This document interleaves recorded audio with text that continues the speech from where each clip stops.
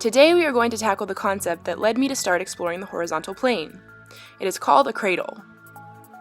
Cradles are fun because we are using rope-on-rope contact to steer the dart around, rather than contacting it with just our body or our hands. Dresden Blue was one of the original pioneers of the cradle, and has been my main inspiration as I continue to explore the horizontal plane. There are quite a few different types of cradles that have developed over the years, and in this tutorial we will be focusing on two popular ones. Number 1, the Eiffel Tower, created by DRAKO, also demonstrated here by MICHE Moonflower. This cradle can help us get from the vertical plane to the horizontal plane. Number 2, this horizontal cradle, created by DRESDEN, that will help us switch directions while in the horizontal plane. Before we begin, I would like to give a quick shout out to HATSIS from the Rope Dart Academy for tracking down the origin of these moves, and to the rope dartists in this intro for creating and teaching them. Links to their videos are in the description.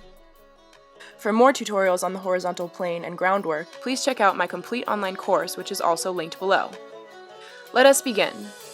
This is what the Eiffel Tower cradle looks like.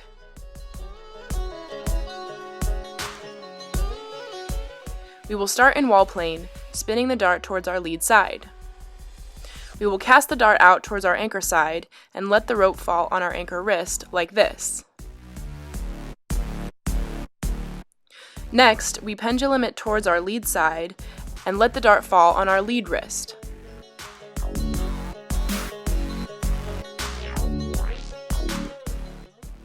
What we just did is called a reel. We now pendulum the dart out a third time, and this time grab the rope close to the dart head with our anchor hand. This next part felt a little awkward to me when I first learned it. We pull the rope through the loops that we have made by allowing the rope on our anchor wrist to slip down. As we pull through, the rope will form this triangular shape, hence the name Eiffel Tower. Now we can play with this rope tangle, spinning around with it, releasing it out, whatever else comes to mind. We can also use it to fully transition into the horizontal plane by spinning our body in either direction and letting go with our lead hand. Now we are in my personal favorite home position in the horizontal plane. Okay, that was our first cradle. Now we will move on to my personal favorite cradle that I use when I am already in the horizontal plane. We will start in a different position, using both arms to manipulate the rope this time. We will grip the rope at about the length of our leg with our lead hand. Now we will raise our dart above our head and start spinning towards our anchor side. We can temporarily lower it back down to understand which way it is spinning. Once we have made sure that it is spinning towards our anchor side, we will raise it back up. Okay, now for the cradle. We are going to spin the dart around and then stick our bent elbow out to stop the rope from starting a second rotation. The rope should land in the middle of our bent arm. Okay. Now the dart has lost its momentum. Let's lean our body towards our anchor side to get the dart to travel in the same direction it was before we stopped it. We should be able to stick out the rope between our hands to catch the rope closest to the dart head. That is how we will enter the cradle. Let's try pulling our cradle up over our heads while keeping it going in the same direction. We should be able to bring the dart all the way around us so that it ends in the same place that we first caught it in. The rope is crisscrossed, and we can use the rope between our hands to manipulate the direction of the dart. Sweet! That is the horizontal cradle without adding any momentum. Let's reset and try this again, this time keeping the dart rotating at a faster speed so that we are not losing our momentum. If we want to get even more techy, we can stick the rope between our hands out again and use another cradle to catch the dart as it hits our body. I also noticed that each time I add another cradle to my sequence, I switch which hand is on the top of my cradle. Cool. The more that we get used to it, the faster we can rotate, and the better we can keep it in the horizontal plane. Let's practice that until it makes sense.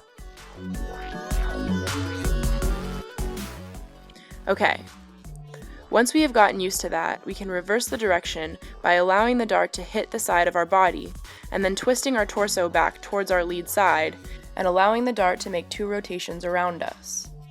Here is another opportunity to catch the dart with the rope between our hands, immediately forming another cradle.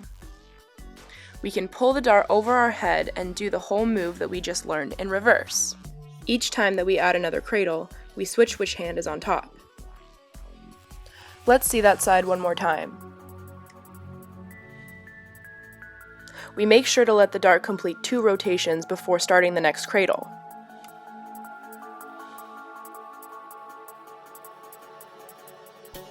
Okay, let's practice this cradle in both directions until we feel comfortable.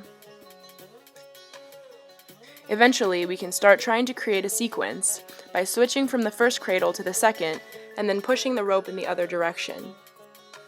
This will lead us immediately into another potential cradle, which will help get us back to the first one.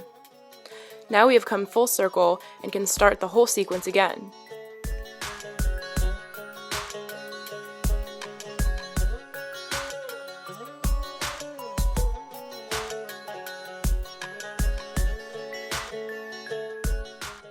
Now it is time to get creative and naturally let our bodies come up with some variations.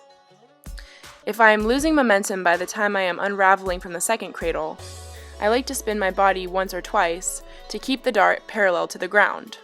There are endless transitions and variations that can come from these cradles, so I highly suggest mixing and matching them with whatever body movement feels most natural. Okay. The last thing I will say about these moves is that they are not necessarily the safest to implement while spinning fire because of how much the dart head ends up contacting our body. Please make sure to wear clothes that are made of a natural material and avoid synthetics because they will melt onto your skin if they heat up too much. I really like using the smoke rope dart when I am playing in the horizontal plane, and I love the one that's made by Dark Monk because it is well made and easy to use. The link for that tool is in the description. Hope you guys enjoyed this tutorial. Love you guys!